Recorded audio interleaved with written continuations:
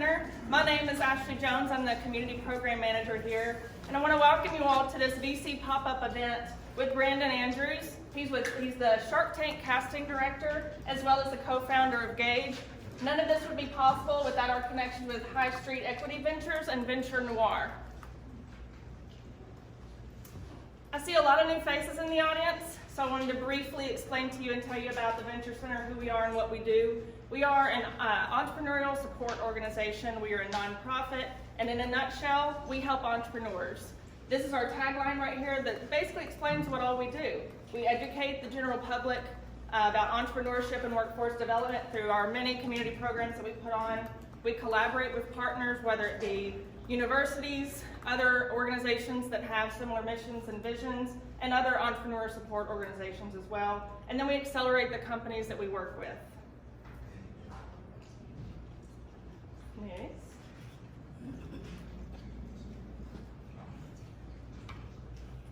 Then a special thanks to the Little Rock Regional Chamber here for all the support that they give us and everything we do. And also the Tech Park. We love being on the 6th floor here in the Tech Park. This is our home. And I've heard lots of compliments on the food, so I went ahead and threw in a shout out to Buenos Aires. That's the food, so everyone like it? Good? Yes. They're awesome. Shout out to Flo. Hey, Flo. And then also, if you will, take a second to check in. We want to show everybody everyone's here. Tell your friends. You can use hashtag VCLiftTheRock, and you can find all our programs and all kinds of information associated with the Venture Center at our website, Facebook, Instagram, LinkedIn, and Twitter.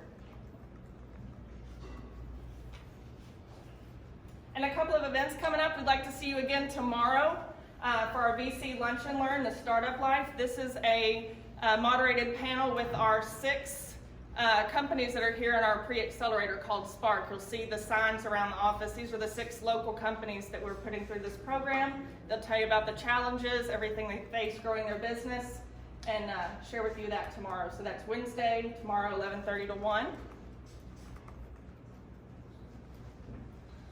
And also Pitch and Pints coming up. You might notice a flyer in your chair. This is a chance to win up to $6,000 in seed money. This happens on December 10th. This is a 1-minute elevator pitch competition that's going to take place. So we encourage you all to attend, or if you're interested, go ahead and apply to pitch as well. All right, to welcome our presenter and moderate this discussion, please welcome BK Simmons. BK.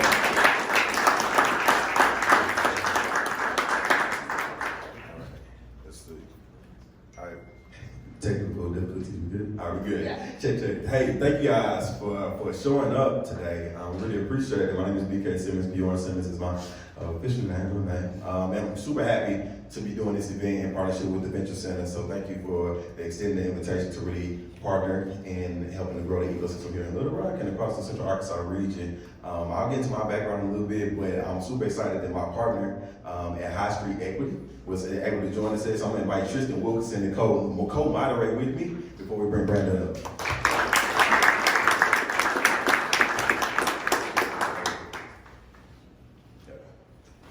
So a little bit about what we do.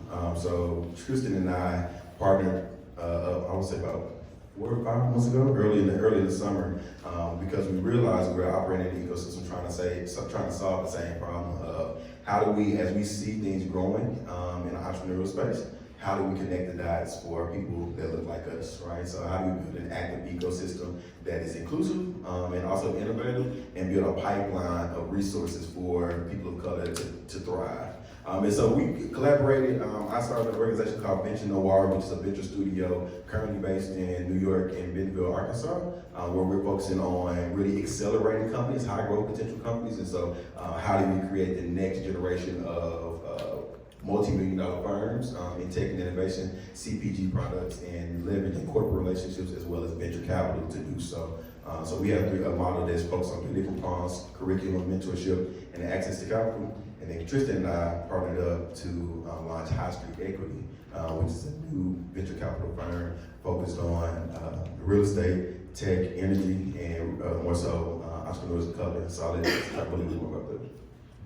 So we're all entrepreneurs of sorts, so anytime you come across someone who's as brilliant as a BK, you either find a way to hire them or to collaborate, right? So that's exactly what happened. Everything he shared is exactly how things work, and I think both of us being sons of Little Rock, so to speak, really did kind of create a natural harmony between the two of us and our desire to want to really improve not just the region, but to take the talent that is here, incubate that, and make sure there's an opportunity for our entrepreneurs to scale and really get an opportunity to be, out in the world. So High Street Equity, as he said, has 3 focus areas: real estate, technology, and energy. And our whole idea is to, where we can have the opportunity to see, to take the curriculum that was built at Venture Noir and really do the incubation work to get them into this pipeline. And the idea is that we can identify, right, those entrepreneurs, especially entrepreneurs of color, women entrepreneurs, and make sure that they have the early support that they need. We really do believe, because we've tried it and we know it works, we can get them into a pipeline of success, building a culture of success around them, so that they have the best opportunity to get to either scale or exit. And so that's what we're doing at High Street. It's right here. It's sort of homebred here in Little Rock, although we do have some early investments out in other parts of the country. But we're really excited that today we've got an esteemed guest with us, and we'll have an opportunity to have a really rich dialogue with you all. Thank you.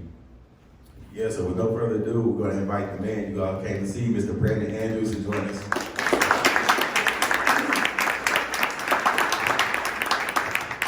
So this is a formality, so we'll sit down. And Brandon, thank you so much, man, for joining us, man. Hey, Little Rock, how's everybody doing? Good. Excited to be here. I'm not from Arkansas like these brothers are, but I am a son of the South. I grew up in a small town in South Alabama, Bruton, Alabama. I'll buy you a drink if you actually have heard of it before. Oh, you've heard of it? All right, I got you. So we came up on the elevator, so we're already BFFs. Get a drink. And I think after traveling the country, top to bottom, left to right, big city, small town, can say unequivocally that that spark of innovation and the grit that you need to grow a business, those attributes exist in every community, every culture, every gender, every zip code, and they're especially right here in the South. And so excited to see a studio like this, Venture Studio, come up here, and excited to work with entrepreneurs here. So thanks for having me, guys. Yeah, man, we're super excited to have you, man. I've been, following your story for a long time. We've been friends for some time. I think we connected in South by Southwest years ago, and when you were doing casting for Shark Tank, man. So let's just start there. How did you go from small town to big city, international public ambassador, and recruiter for Shark Tank? Well, I think like a lot of people, family was really important. So my grandmother raised me in Alabama, and she was an educator. And if you had talked to me in high school or even in college, I honestly didn't know what entrepreneurship was. Like, I had heard of being a business person, but I didn't know what they did or how I could necessarily become one. And I certainly hadn't wrapped my mind around starting my own business. However, I think my grandmother was able to teach me some life skills that paid off. When I left my grandmother's house, I went to actually live with my mother for a couple of years in Panama City, Florida. And while we were there, unfortunately, our family ended up being homeless for most of that time. And I think that experience taught me that we should always be working to build ladders of opportunity for everyone. Because the reality is, thinking back, there were guys that were athletes like I was, there were guys that were in high school with me who were in similar situations, who were just as talented, had just as much skill mentally, had just as much potential, should have gone on and been at D1 schools and played in the NFL, or could have gone on to great business careers, but because one day they went right instead of going left, they're not here and I am. And so I think that experience drives a lot of the work that I do. From Panama City, I moved to Oklahoma, to Tulsa, Oklahoma. I went to undergrad at Oral Roberts University, and while I was there, I wanted to give back because I knew that I wouldn't have been able to take that step from high school to college without people from the community, people from my church, and even friends of mine helping myself and my sister, my mother out when we needed it. And so I would spend a lot of my Saturdays going to the community there in North Tulsa. I hadn't heard of the Greenwood story before then at all, although my grandmother was an educator, which tells you a lot about how that story was hidden, I think, from us over the years. But I would go to that neighborhood and just knock on doors and we'd say, hey, can we fix a leak or mow your yard or trim your hedges or do whatever people needed to get through their day. It was a food desert then, it's a food desert now. We have to drive 30 minutes to get to a grocery store for folks on that side of town. So sometimes it was as simple as, hey, can we watch your kids while you go to the grocery store? Through doing that, I saw there's so much we can do with our two hands to be helpful to other people. But after doing it for about a year and hearing about some of the systemic problems in that community, I realized there's only so much we can do with our two hands. At some point, we have to link arms together and advocate for the change that we want to see. And so I started advocating for that community with the local government there in Tulsa, Oklahoma, which led to me meeting someone who worked for the United States Senator. So I ended up getting an internship, U.S. Senator's office, while I was there in undergrad. When I graduated, got a paid internship in DC, spent the better part of 5 years working in the United States Senate doing defense and tech policy and a little small business policy as well. Left Capitol Hill, became an entrepreneur, had a mobile app company that didn't completely fail, but certainly wasn't as successful as an exit as I wanted it to be.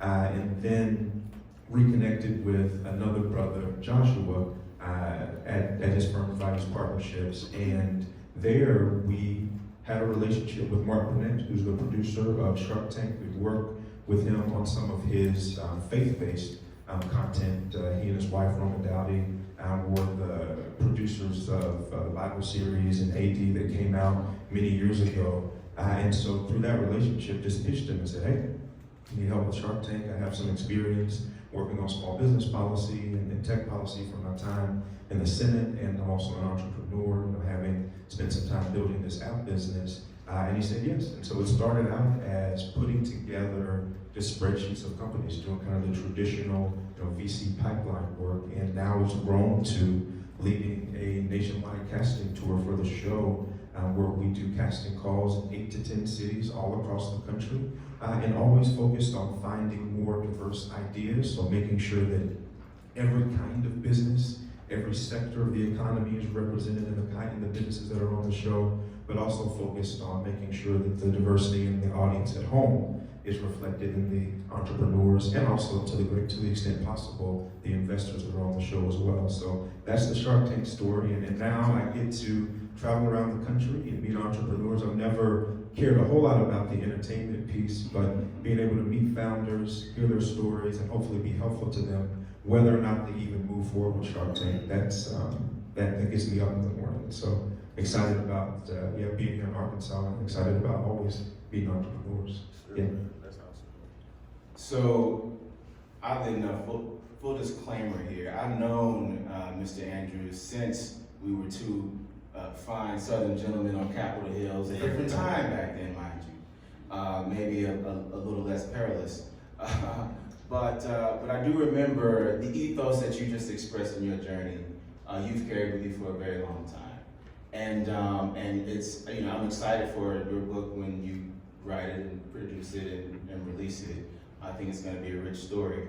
But I think for those of us, including myself and those in the audience, want to know, this Shark Tank piece is really interesting. We all have seen the television show, we understand it.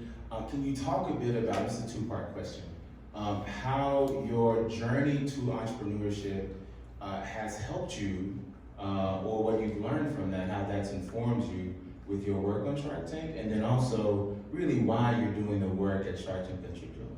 Yeah, well, so as an entrepreneur working on a show like Shark Tank, I bring, honestly, a different experience. So the sharks themselves were all entrepreneurs and successful entrepreneurs and have now become investors.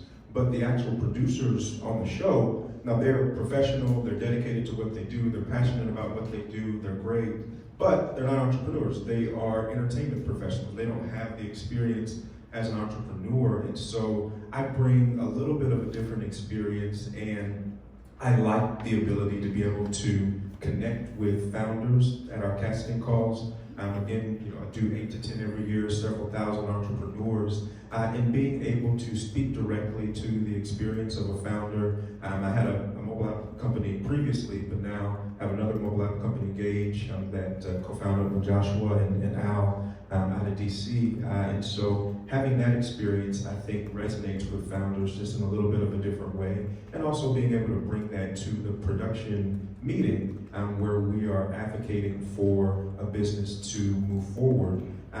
Very often, you guys know this, you back the jockey and not the horse, so to speak, and being able to speak to something that I see in a founder because it's something that I didn't have as a founder earlier in my career as an entrepreneur, or something that I think is important for a founder in this space to have. Those things I bring and are really part of the unique experience that I bring. And I also think, given, and this is just a serendipitous thing, given the fact that I went to college in Tulsa and spent so much time in Greenwood, I feel like I take some of that Black Wall Street legacy around the country and really around the world with me as I'm doing these casting calls and engaging with entrepreneurs. And so I think I have some of that spirit behind me, and that spirit is matched with the experience that I've had over the past few years, building companies myself and helping others build companies. And it comes and creates this,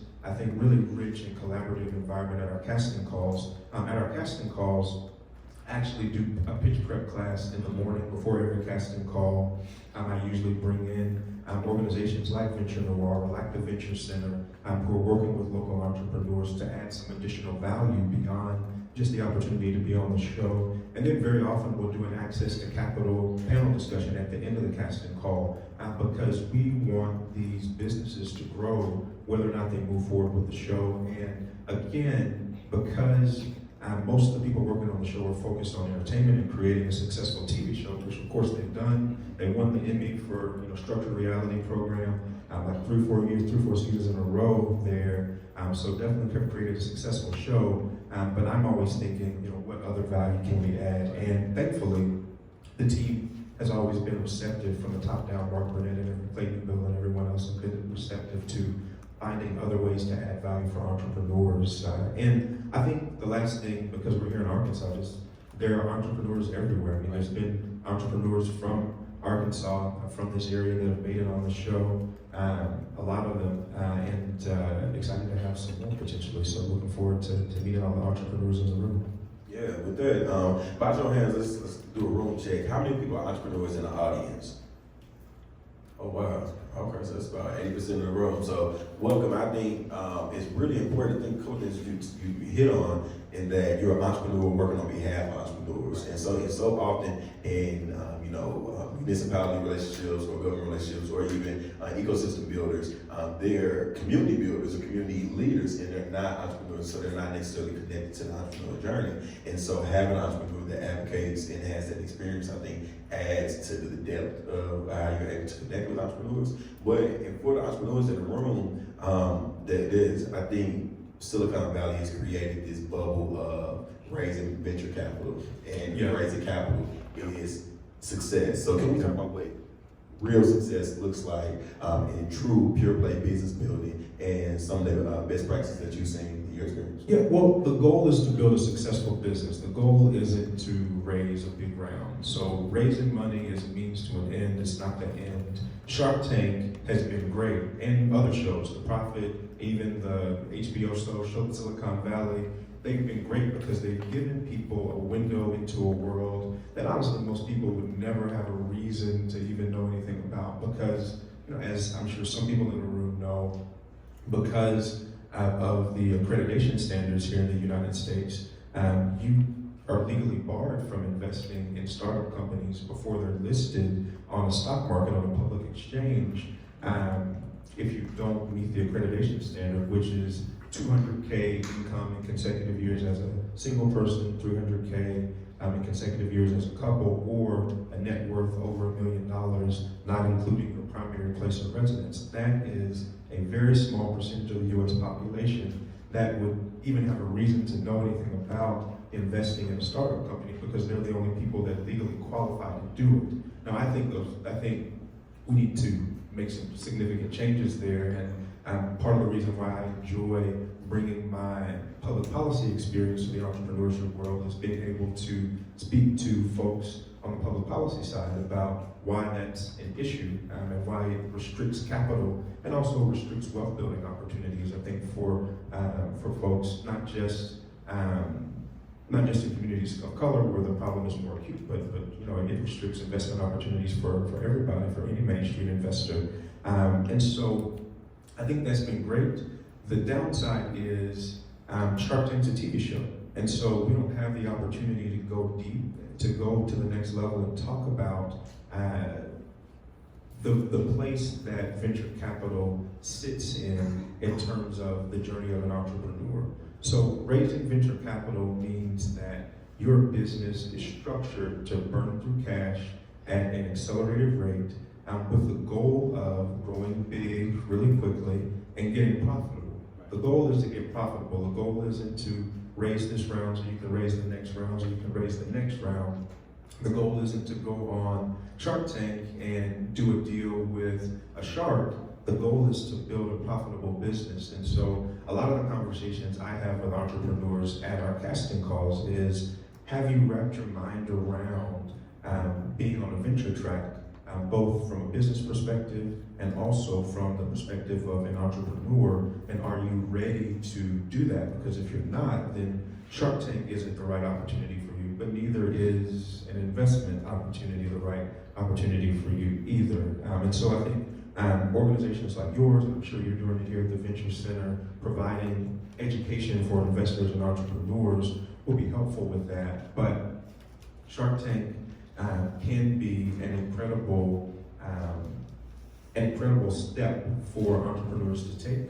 But Shark Tank definitely isn't the end-all be-all. It's not the final step. In fact, there's an Arkansas business, Highcut, that went on the show, didn't get a deal, but now the founder's rich. His business is a multi-million-dollar business because he was able to take advantage of the market opportunity, didn't get an equity deal, but was able to continue to grow the business through the traditional sales pipeline. And so I think some balance there in the zeitgeist around entrepreneurship will be a good thing. And let me say this at the end, don't want to discourage anyone who's interested in Shark Tank. If you're interested, definitely happy to have that conversation. But also, if you don't make it on Shark Tank, that doesn't mean that you're not a great entrepreneur. It doesn't mean that you don't have a great business. It just means that we didn't pick you, which yeah, exactly. I think that's actually really salient, and I want to sit here for just a quick second. We'll come back to Shark Tank, but what you were saying is that there's more. Shark Tank offers more than just that, and beyond that, really, in building entrepreneurial ecosystems, there are several needs and lots of opportunity. What I think is really cool about Venture Noir and Venture Noir Studio, and one of the reasons why we formed High Street in part to back Venture Noir, is because there are entrepreneurs who have different needs. Yeah. Right? And so profitability is of course important, but let's just say, for example, you're a small business, right? And profitability looks different, and venture capital, too much money will probably implode your business. Let me ask a quick question of the audience. How many folks in here have a small business? All right, and in your small business, of those who have small business, how many of you are employing less than 10 people, but more than one? Okay, how many folks in the room have a small business that with VC money could scale, and scale quickly, and maintain or improve profitability? So that's like half the room, whereas first it was the whole room. And I think as an ecosystem, you want to have a capital stack in that ecosystem that meets the needs of whoever the entrepreneurs are. So yes, there's going to be some rocket ships that are on a venture track and that absolutely need pre-seed investment. They need seed, they probably need a bridge round, and then they need to get into a series round from an institutional investor. And especially if it's a CPG company, going on a show like Shark Tank is going to supercharge potentially the profitability and accelerate the rate of growth for that kind of company.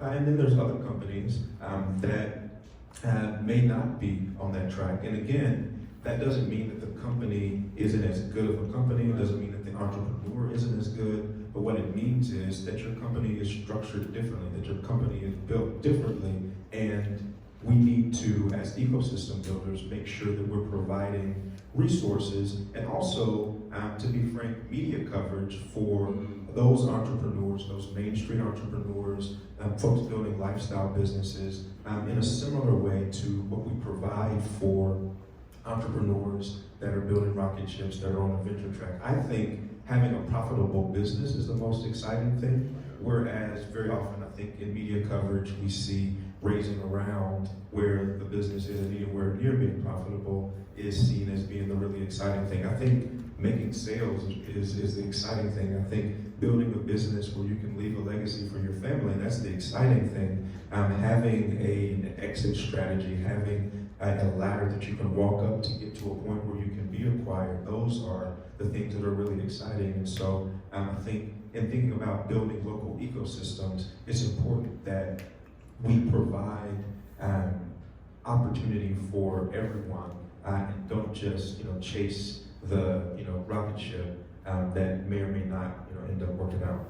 But so how important is it though that in our cultivation and creation development of these local entrepreneurial ecosystems that we do adequately resource, particularly on the diversity end? And I know that you have some principles around why diversity is important to cultural and local entrepreneurial ecosystems. So why is it important that the non-rocket ship, so to speak, small businesses that are, I guess you would say, probably really important to communities, especially economically distressed communities? Well, those are the businesses that are doing the hiring. Those are the businesses that are creating the economic opportunity locally. Now, when you have a rocket ship, they have an outsized opportunity to hire and to attract attention to that ecosystem, to bring resources, and so we want those really big stories. And I hope that there will be some incredible stories like that here. I mean, Change, I think, is on a great track to be a story like that came out of the accelerator program here.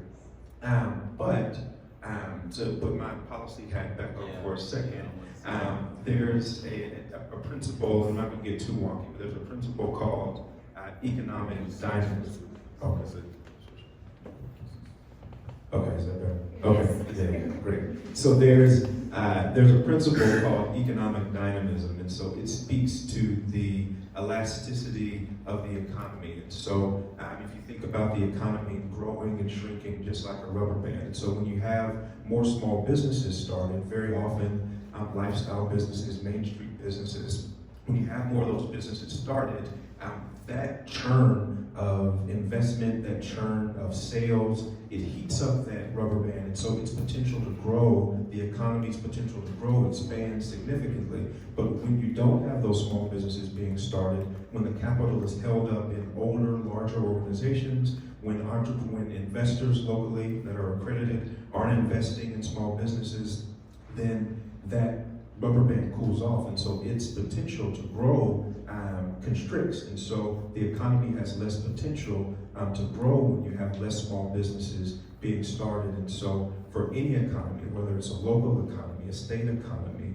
a national economy, and even global economy, because I spend time in other countries, having a good churn of small businesses being started, growing, coalescing together, that's a hallmark of a healthy economy, and that's why having capital options and mentorship options for businesses at every stage and every type of business is so important, because the goal here is for, I believe, Little Rock, Arkansas to have a larger economy, to have a growing economy, and to have a more diverse economy, to be able to hire more, etc., to be able to attract more talent.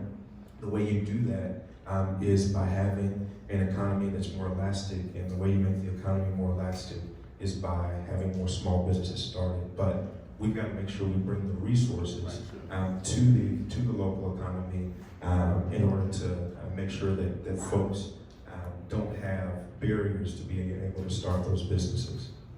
So that's really good, Brandon. I know we spend a lot of time talking about the building the ecosystem, the active ecosystem, the community, but when we talk about the pure play business building, right? So what are some of the things? Because for my time being back in Arkansas, I talked to some entrepreneurs and say, hey, I don't care anything about the venture capital world. I'm just trying to keep my business together, and I don't even understand some of the jargon that you're using, the words that you're using, because I think in the VC world, Silicon Valley again has created its own bubble of words, language that is used in order to be a successful startup, right? And so when we look at pure play business building versus startup world, what are some, again, like those know-hows that you've seen in coaching small business entrepreneurs on building? Yeah, I think one of the first things you learn as an entrepreneur is to build a relationship with your customers, talk to them on a regular basis,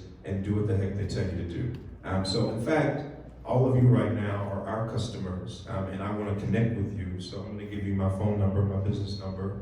Text me or give me a call. I'll send you my V card. We'll be connected. For anyone that wants it, it's 202-760-2921. I'll give it to you one more time. 202-760-2921. Yes, it's my real number. Yes, it comes to me. Yes, I want to talk business with you. Call it right now to make sure. Okay. and I will follow up with everyone. But I think I can't stress enough how important it is to build a relationship with your customers. One, find out who your customers are, so do some testing, but build a relationship with those customers, making sure that you talk with them regularly and doing what they tell you to do. The second thing is, I think all of us like to present our best selves to the world. We like to dress nice, we like to smell good, do our hair, all that good stuff. But in business, especially if you have a small business, especially if you have a startup and you want to be on a venture track, getting through that cycle of pushing something out, getting feedback, making the necessary changes, and then pushing it out again, that's going to be the hallmark of a good business. Because as an investor, whether it's Shark Tank or a local investor here, or you come into the Venture Noir team, we want a process that we can invest in. We want a process that we can speed up, a process that we can make better. Because when that happens, that means the likelihood of success for the business is going to increase. And so don't let, especially early on, don't let the perfect get in the way of the good with whatever product it is that you're building. Don't let the fact that it's not all the way there keep you from taking the next step to get it there. Because if you stop and say, well, this isn't perfect, this isn't right, I'm trying to make this perfect, you'll never get it to the point that it needs to be. And so build that relationship with your customers, push your product, push your service out to them quickly. And even if you're working a 9-to-5, or even if you're in the nonprofit space, you can have products in whatever space you're working in. And so there are principles of entrepreneurship that apply across sectors, but push out whatever it is you are working on to your customers, get their feedback, do what they tell you to do is really the most important part of it. And if you can do that on a regular basis, you'll put yourself in a great position to be successful with your small business, or successful with your nonprofit organization or product, or even successful as an entrepreneur if you're working a 9-to-5. So we're going to open it up for questions here in a moment, but I wanted to ask a final 3-part question before passing it back. So final 3-part question. So again, going back to Capitol Hill, you're used to this, right? It's actually pretty simple. I think I'm interested in knowing, and also I'm hoping someone in the audience is also interested in knowing this. What do you feel is missing in terms of either product or persons, type persons and entrepreneurs in any industries, right? I'm getting at broadcasting here. Where are the places we ought to be looking for capital? And I know that's a broad question because your capital needs can be unique. And then finally, what is your outlook? I mean, what do you see, in the next 3 to 5, 10 years? We used to ask that question all the time. Yeah. In the both startup and venture capital, and frankly, just sort of entrepreneurial space. It's a mouthful, but what you got will take. Yeah, so I think the first two questions are interrelated, they're intertwined. So earlier I mentioned there's this accreditation standard. Unless you're an accredited investor, you're legally barred from investing. Well, thanks to President Obama, thanks Obama, he signed into law the Jobs Act, which authorized crowdfunding. And so now, not only can you crowdfund with a rewards-based campaign like a Kickstarter, you can also crowdfund with an equity-based campaign. And so if you are a person who doesn't have a lot of accredited investors in their circle, whether it's business contacts or personal contacts, you can now, through a crowdfunding platform like a Start Engine or a Republic, go out to those friends and family and activate that capital that they have to invest in your company. Could you give a quick example of that for some of the folks? A quick example of a company that's used to crowdfund. Yeah, sure. So there's a company called Jetpack. Jetpack is a last mile delivery service started by Fatima Dicko, a young lady. She's actually an immigrant from East Africa. Her family moved over, went to school, worked at P&G, and then went to Stanford and got her MBA. But while she was working at P&G, she was thinking, we're creating these great products, how do we actually get them to people? Because you can get the product to a close range of someone, but if it's an office building, if it's a university campus, if it's a space that's closed off, getting it delivered that last mile is difficult. So Fatima built Jetpack, where she recruits people that are in that ecosystem. So whether it's a school or a workplace or whatever, she creates basically a product list of basically almost like a pharmaceutical formulary. She creates a product list of products that people in that work in that ecosystem want to buy, and then the jetpackers literally have a jetpack with the stuff in it, and she can make deliveries in 7 to 10 minutes to people, last mile delivery. And so Fatima went on a crowdfunding platform, equity crowdfunding platform called Republic, because she didn't have a lot of accredited investors in her network. She went on Republic and was able to raise a couple $100,000 for her business to help her expand into more college campuses and also make product updates. And so I actually invested in Jetpack on Republic, and the company continues to grow. And so that's, I think, a great example. She's a Black woman of someone that's used it. And I think there's a lot more potential that's there. I have to also say that all investments have risks, to include you losing your principal.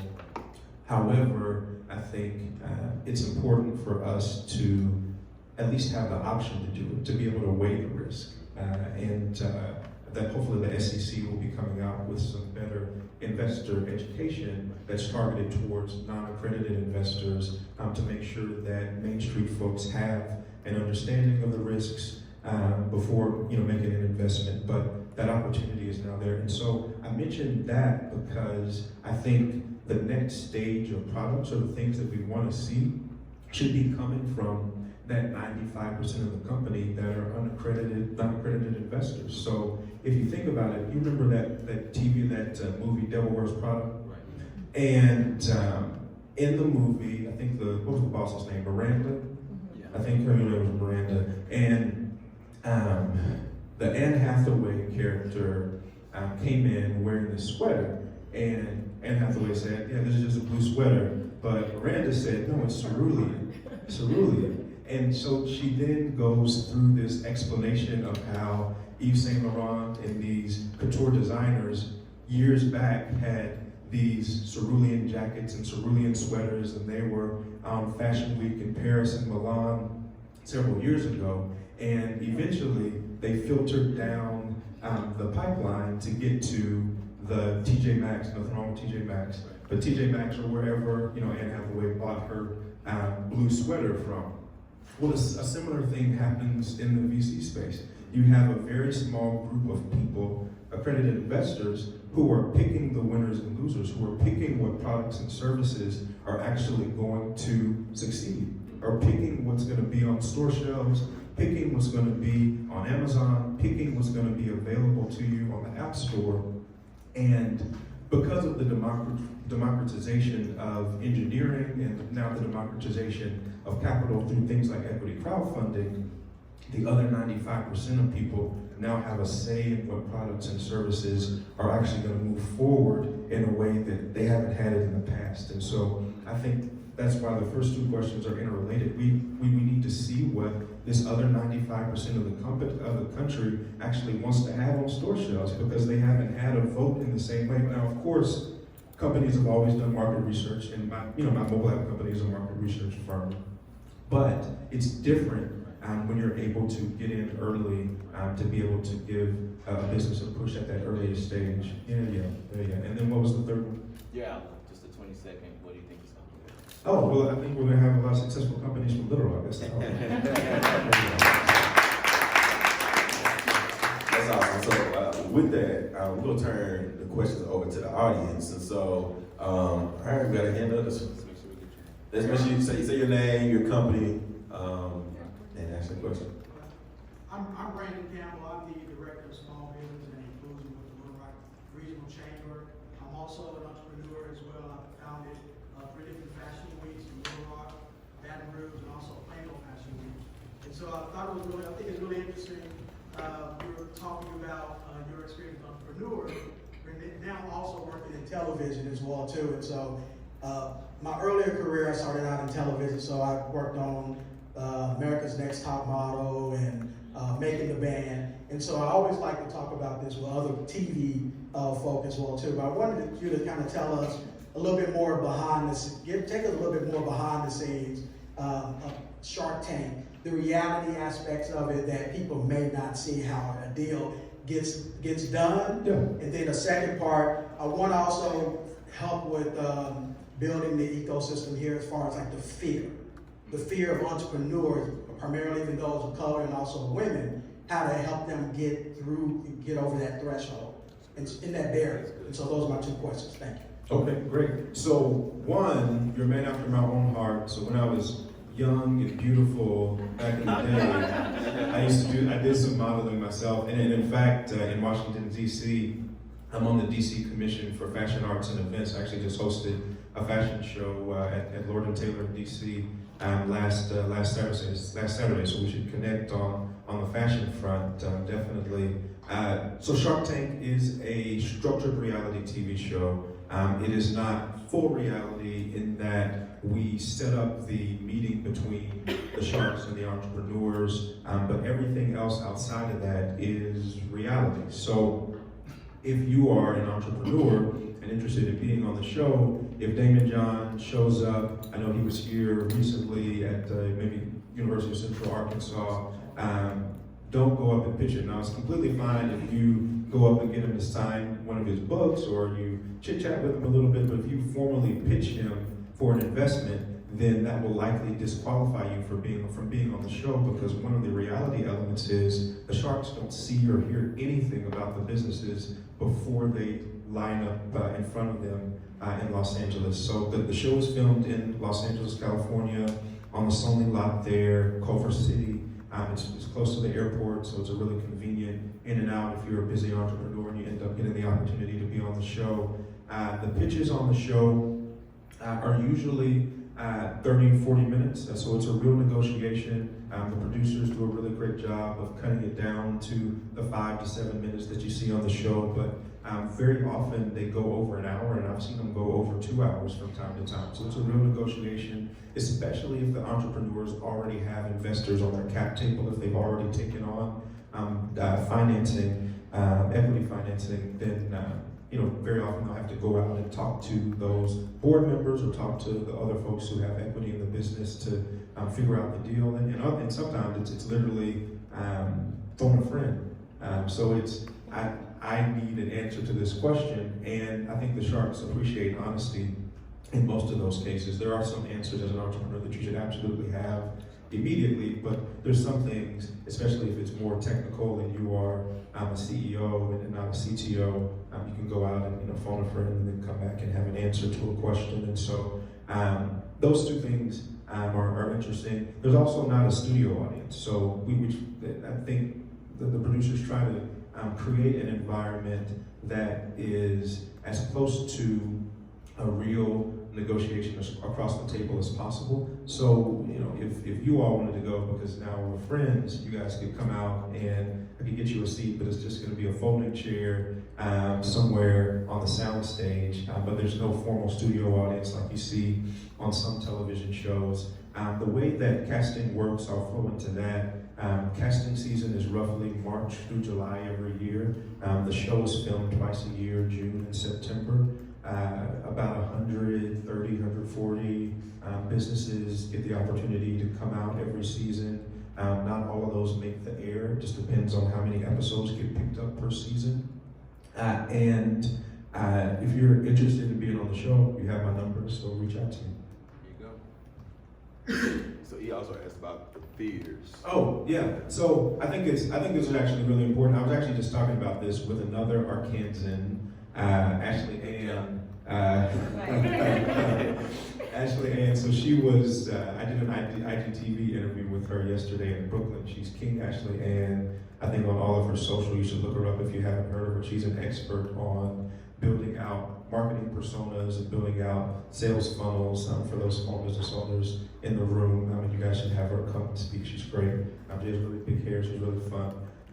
And we were talking about how do you get over the fear of making the ask? And believe it or not, one of the biggest issues we have at our Shark Tank casting calls is entrepreneurs actually not asking for money. So they'll come up, they'll be passionate, they'll tell us the founding story, they'll talk about the problem they're solving, the solution they have, they'll tell us about the traction that they have, they'll tell us about how much time and money they've invested personally into the business, but then they'll try to shake the producer's hand and leave the room without making an ask. And the whole point of the show is to set up entrepreneurs to make the ask to Sharks. Why do you think that is? Why do you think people have a problem with making the ask? Is it a fear thing? What do you think? I'm an avid Shark Tank watcher. Mm-hmm. I'm an inventor, Mm-hmm. not an entrepreneur. But it's because of I think the qualifications when they ask about the profits and what's your perspective. So they don't know their numbers, is Why what they you're don't have saying. their numbers? Okay. They don't have their numbers down packed. And like I said, I've been watching the show for years, and I know how intimidating that can be. Mm-hmm. You may know exactly what your numbers are and your profitability and your social media and all of that. When you get in front of those guys, it's intimidating. That's a really important point, because sometimes people ask, do the producers ever just throw people out there for comic relief or throw people out there that they know aren't prepared? And the answer to that is no. So the Sharks are investing their own money, and they are looking for good deals. And it's a waste of their time to put someone in front of them that's not ready. Now, a couple times a year, we'll have a comedian, Jimmy Fallon, or someone come on and do a joke pitch or something like that. But outside of those, we want all of the businesses to do well on the show. But because it is Shark Tank, you're in front of the lights, there's always going to be a small percentage of people that just forget or don't perform well or become a little bit combative. But that's not something that the producers create. It's just kind of a human nature thing. But yeah, that's definitely a good point. I think sometimes people don't know their numbers, and I think the broader issue is very often we have issues assigning value to things that we're creating. And so first, let me just say this, because I think it's important. All of you here are valuable, whatever it is you're working on, whether you're working on a small business, whether you're working on a project, a nonprofit space, whether you're working on a project as an entrepreneur at your 9 to 5, or whether you're building your family, or whether you're just trying to build a better community, all of you are valuable. Everything that you're building is valuable. And whenever you come in front of someone to talk about what it is that you're building, you should always see it as trading value for value. You aren't there begging. You aren't there in a subordinate position, although we often see the investor and entrepreneur where the investor is in a position of power and the entrepreneur is in a subordinate position, but you're there to trade value for value. So you've created something of value that the investor wants to have a piece of. And so without you, no matter how much money the investor already has, they lose the opportunity to potentially make more. And so stand in the mirror and say, I'm valuable, what I'm creating is valuable, and then from there, you need to do your homework, to your point. You need to make sure that you have wrapped your mind around what evaluation means, which is something I'm happy to chat with folks about one-on-one, and I'm sure Venture Noir team and the team here at the Venture Center is something that they can provide some feedback on as well. But you have to know those numbers, definitely. And then I think the last thing in terms of fear is part of Shark Tank is inspiration. So the reason why having entrepreneurs of color and having women and having veterans and having young people on the show is so important is because when people see those folks on the show, they say, if they can do it, I can do it. When you see someone from Little Rock or someone that's a graduate from an Arkansas university like the Rebecca from Zion-Pack, when you see those people, you say, I can do that too.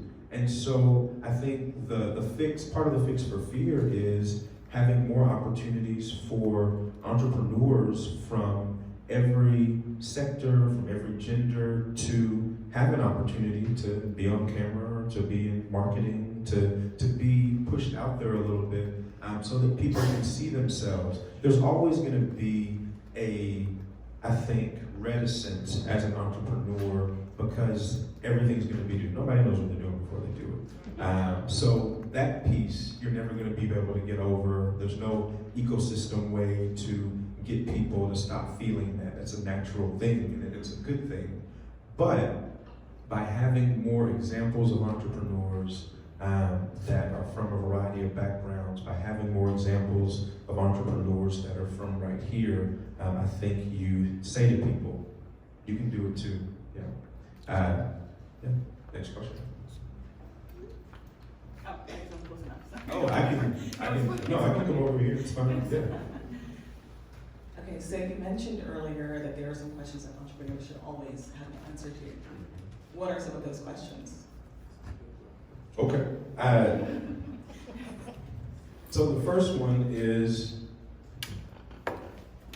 what problem are you solving? What solution do you have?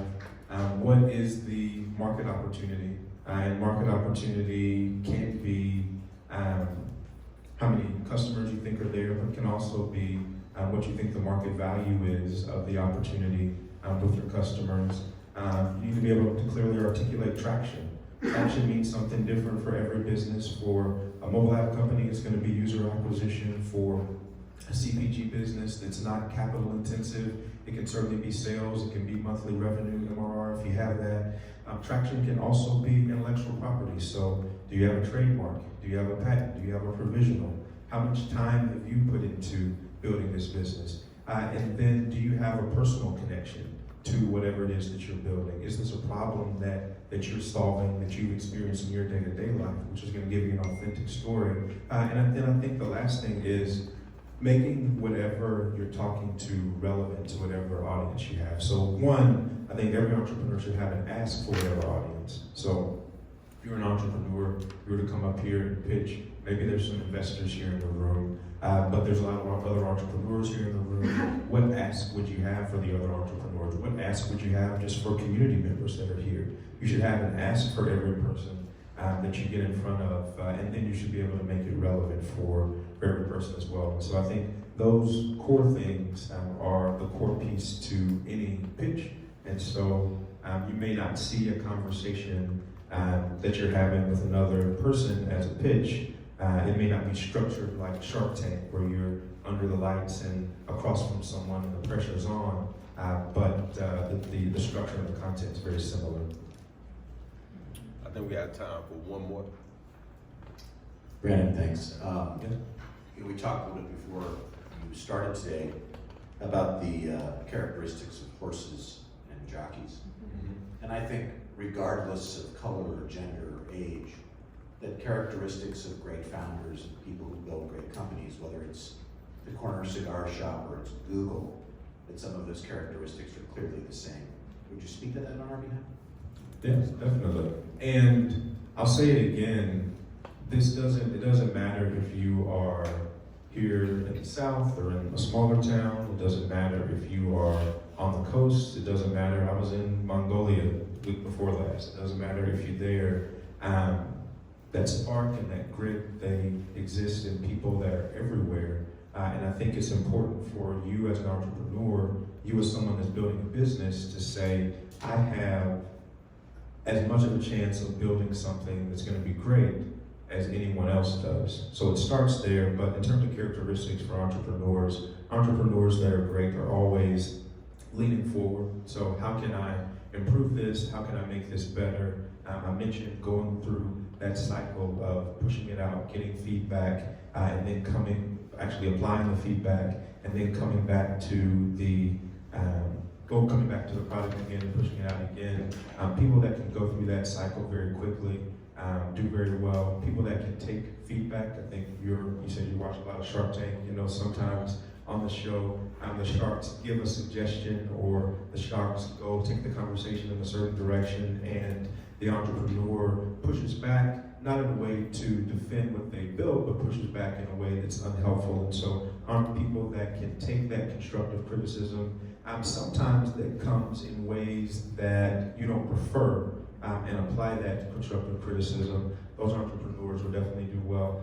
People that can identify the strengths in others and bring them together, so people that can build good teams are going to be good entrepreneurs. And then I think there's several others, but then I think the last thing is something that we look for in every entrepreneur is passion.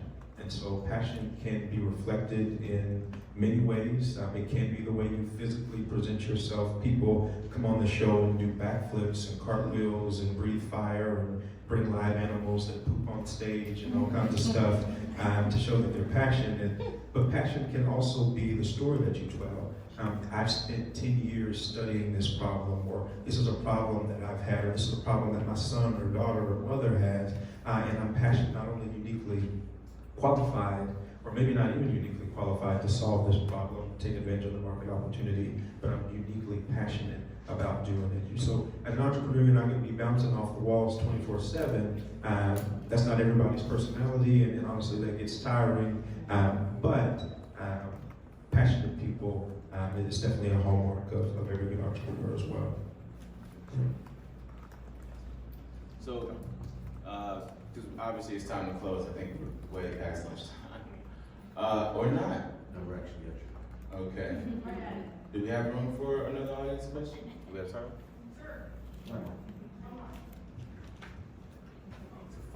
She had.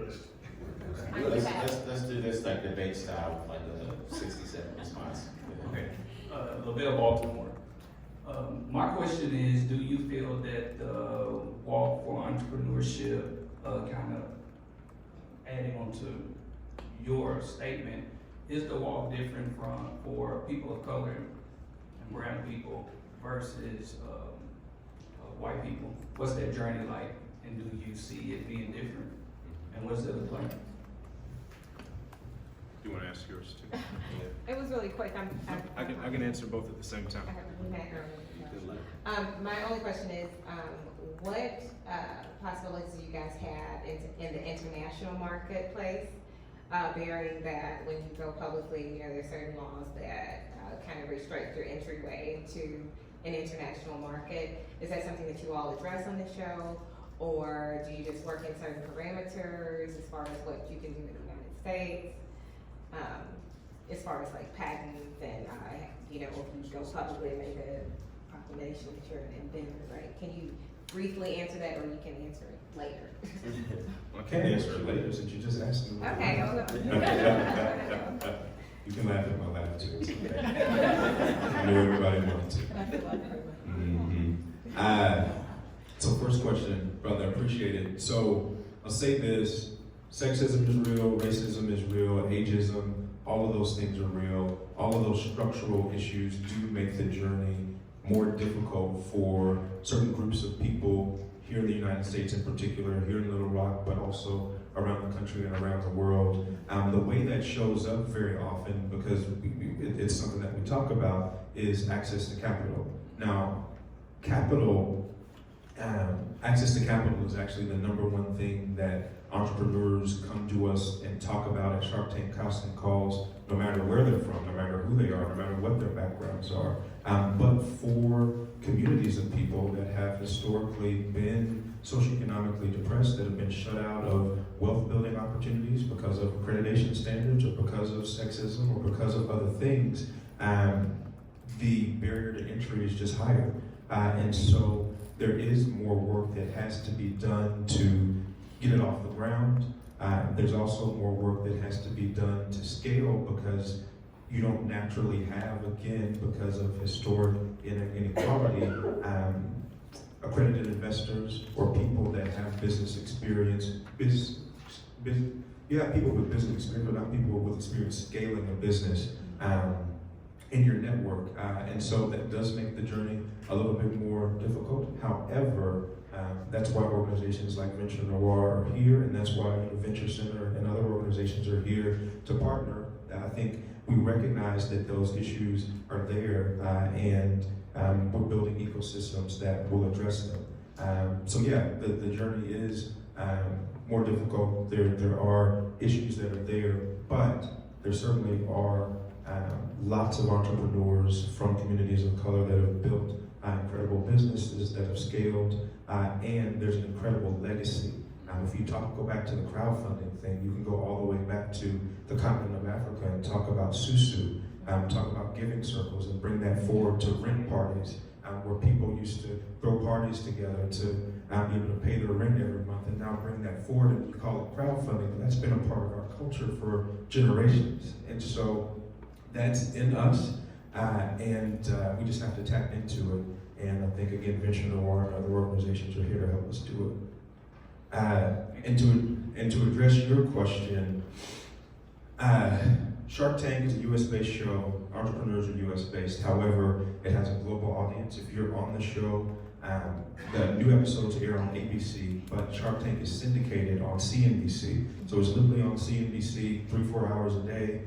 There are people all around the world that watch it, and then additionally, there are of course people that pirate it and put it on YouTube and watch it all over the world. So you can expect to get sales from all over the world, but you can also expect to potentially get copies from all over the world. I have a really good friend, Joshua Esnard, who was on Shark Tank a couple of seasons ago. He has an incredible story, a good brother from Dominica, and he, when he was like 17 years old, sketched out this product, which would eventually become a cut buddy. And so what it does is it allows you as a single person to line up your hair, to cut your hair. So it's a stencil. It has several different angles and outlines, and allows you to line it up just like a barber might be able to, but you can do it yourself. So you save time, save money. It's the Cut Buddy. I think it's a great product. But when it debuted on Shark Tank, he had a lot of fakes, and he had to take legal action against those folks. And so, well, they're I don't want to single out parts of the world, but yeah, a lot of them came from Asia, a lot of them came from China, where you might expect. But with opportunity comes new challenges, and so I think if you ask Joshua, he would much rather have the millions in sales that he's gotten since being on the show, have to spend some of that taking legal action against folks versus not having any sales at all. So yeah, it's an issue. Relationships though with the local market. The sharks themselves do, yes. Now the show, after the handshake deal is done on the show doesn't do anything. So you're not gonna hear anything more from Sony or ABC unless the show wants to do an update. So they'll do these little vignettes, maybe 2 or 3 years out on what your progress has been. And so the show will do those updates, but the Sharks have their teams and they're interested in making sure that every dollar spent on a product or a product like yours is spent with you and your business because they have an interest in it versus it being spent on a knockoff or a copy or a fake. Right. So yes, they have teams and they will help you pursue the legal route that's necessary if a copy is made. We also have Shark Tank in several other countries. So I mentioned I was in Mongolia. There's actually a Shark Tank Mongolia, there's Shark Tank Australia, there's a Shark Tank Mexico. The franchise is in other places around the world. And so there's opportunities to connect with those entrepreneurs. I know sometimes there's sister city relationships and relationships with other ecosystems around the world. And so happy to make connections there as well. But I think I've talked enough. You guys are probably tired of hearing me. Thank you for having me.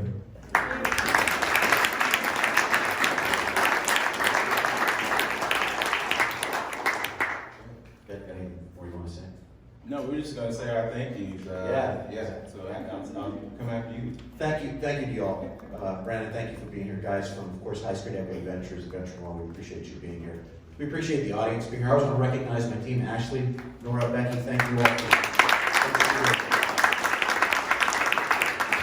for this stuff, like my hair just doesn't happen on its own, right? It's also, but we have a great team here. The other two is, fundamentally I'll speak for the Venture Center. Great businesses are colorblind, right? It doesn't matter. And I love the way Brandon put together too the concept of the characteristics of great entrepreneurs. You have to be resilient. You have to be able to take it. You got to get kicked down to be able to pick yourself up again. And yes, all those journeys are different, but it's also who joins you on that journey that makes such a difference. You don't have to do it on your own. There's great guys like this that are doing great work. Places like the Venture Center, Eddie who's here and Brandon here from the Chamber who help out, and so many other folks in this room who support this organization as mentors. We're grateful to. So thank you all for being here today. I hope you enjoyed the food. I want to say one last commercial here. The Pitch It Bite's coming up. So, we started this a few years ago. It was $1,000. Now it's up to $6,000. This is some real money, right? We can actually do something with this as an entrepreneur. Having $5,000 or $6,000 in seed money to help make that happen. So register up. We're doing it down on South and Main. We hope to have you there. And lastly, let's get a casting call here in Little Rock coming soon. How's that? All right, thanks, man. Thank you